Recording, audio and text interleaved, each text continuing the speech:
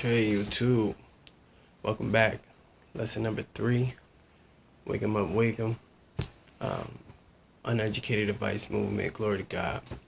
Right, so just to shoot over what we've already discussed briefly, we've had brief discussion on what is the issue.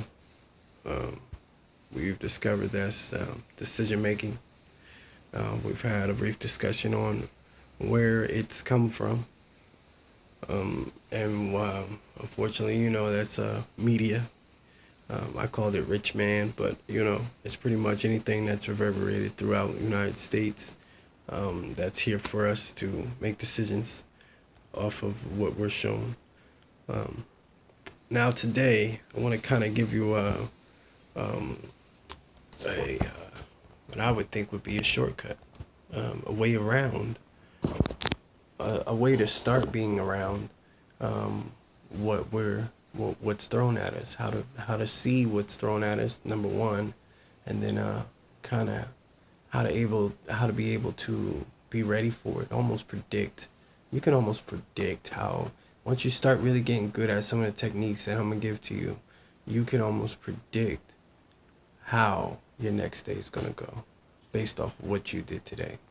So let's get into it.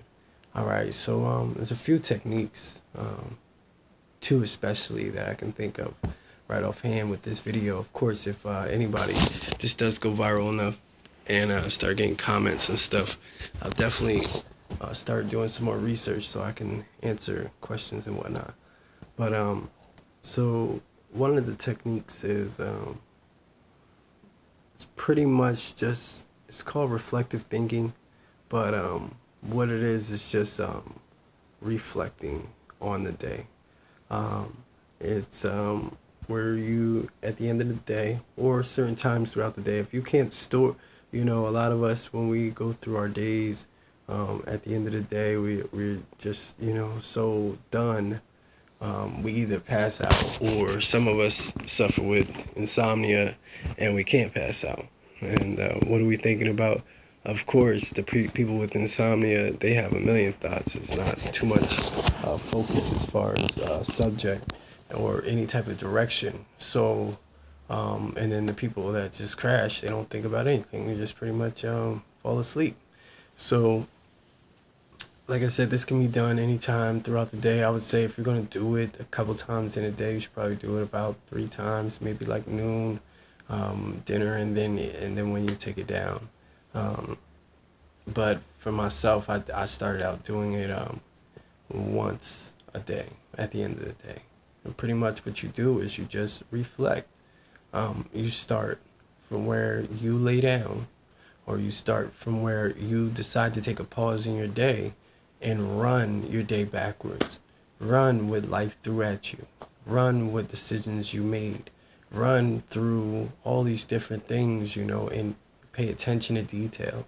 Pay attention to different decisions, like where you made a left instead of a right. When you made that left, something happened. What happened? What would have happened if you would have made the right? Really have a good understanding on your path and what it's doing to you. That is a very, very, very good key thing to use. Not only does it encourage yourself, because you see how life is affecting you, or how God is trying to get to you, or how you are operating. Sometimes it's confirmation or affirmation, how you're operating, how you're supposed to act. You can see it, but also you get the other side of it, whereas though you get to see your flaws. You get to see what you should be doing, and really get a good understanding on how to avoid certain situations if you really break down your days like this. Also, it does another thing. It's a study I read from the 30s. A lot of my information comes from the early 1900s, because what we need to understand as African Americans, and what we also need to understand as lower class Americans, I'm speaking for us, because I'm a working man, And I take care of my family and my house here. But for what we need to understand is that in the 1900s, early 1900s, there was like an information wave that was going on throughout the United States, and what the semi-rich men at the time who were just planting their feet in the United States were doing, whereas they were trying to educate other rich men. Now, fortunately for the white man, um, all of those rich men were white men. So that's where you have these long, ever since 1800 something companies still operating and still being conglomerates and owning all these different other companies. I'm not going to shoot out any names, but of course, when I say a conglomerate, I'm sure you guys can think of a name, and 99.9% of them are going to be owned by a Caucasian individual. So just goes to show you, at one point in time, they were sharing knowledge with each other on how to um, create legacies, how to create critical thinking, how to not be subjected to what they were already shooting out to the masses of people in um, the lower, classes. That information has made it out to YouTube. It has made it out to um, different sources on the internet and is now available to you. It's still applicable and it still can be taught. And this is one of the things that I learned was this whole thing about reflective thinking and going backwards in your day and looking through your day. It also, due to that study, that's why I brought up the study. The study said that you pretty much increase your thinking. You get smarter. Basically, by doing this, you get smarter. It helps your intuitiveness, and it helps your critical thinking, like in the moment type thinking. So, excuse me. So I think it's very, very helpful. I did it myself for almost 2 years, repeatedly. I don't know why. Well, I do know when I stopped, and I guess because of my situation at the time, I let myself just fall off of it.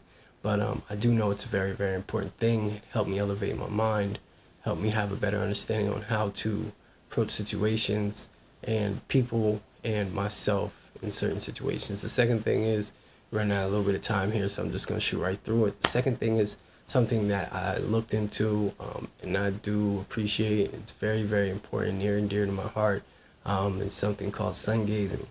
Sun gazing, you can also, while you're sun gazing, you can do this meditations, and your meditations can be just a focus of mind. You can meditate on Christ if you're a Christian, or a person of Christic, path. And you can meditate on pretty much anything you're doing or you want to while you're sun gazing. Sun gazing is something that I looked into. I recommend you guys look into. And just to sum it up, pretty much the first 45 minutes that the sun comes up, you try your best to just stare into the sun and let its rays get into your eyes. And there's a slight science behind it. The slight science is how blood circulates through your body. Just like everything else, especially as us colored brothers, colored sisters, we need the sun. Everything else on